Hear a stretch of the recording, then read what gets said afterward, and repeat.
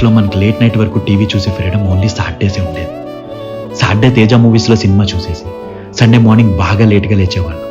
Late అంటే ఇప్పట్లోలా 10-11 కాదండి, morning 8 అనమాట. లేచి అమ్మ రెడీ చేసి పెట్టిన కుంకుడుకాయ రసంతో స్నానం చేసేసి భాగవతం, పంచతంత్రం, కార్టూన్ నెట్వర్క్ చూసి ఆడుకోవడానికి బయటికి పరిగెట్టేవాళ్ళు. అక్కడ ఆడని ఆట ఉండేది కాదు. ఇసుకలో ఇల్లు కట్టం, తూనికల వెనకాల పరిగెట్టం, క్రికెట్ మ్యాచ్లు, WWF కార్డ్స్, క్రికెట్ కార్డ్స్, అష్టాచమ్మ, వైకుంఠపాలి, ఇలా ఎన్నో. బ్యాచ్ మొత్తంలో ఒకరిద్దరికి మాత్రమే సైకిల్స్ ఉండేవి. ఇక వంతుల వారీగా వచ్చిరాని సైకిల్ తొక్కడం, కింద పడ్డం భలేగా ఉండేది. ఇంకా లంచ్ టైంకి ఇంటికి వచ్చి తినేసి 1 గంట స్లీప్ వేసి ఎండ తగ్గాక మళ్ళీ రోడ్ ఎక్కడం. వీధిలో బ్యాచ్ అంతా కలిసి స్ట్రీట్ లైట్స్ వేసే వరకు ఒకటే ఆటలు. అప్పట్లో మొబైల్స్ ఉండేవి కాదు, మనం ఎక్కడున్నామో కూడా చెక్ చేయడానికి.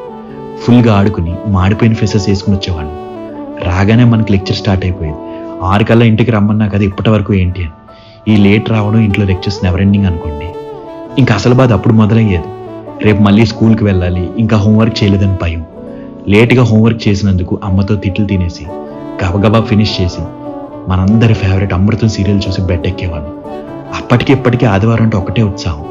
కానీ చిన్నప్పటి ఆదివారంలో ఏదో తెలియని ఆనందం ఉండేది. అన్నీ బాగున్నాయి, కానీ ఏదో వెళితే ఒక్కసారి చిన్నప్పటి ఆదివారం కావాలనిపిస్తుందండి నాకైతే.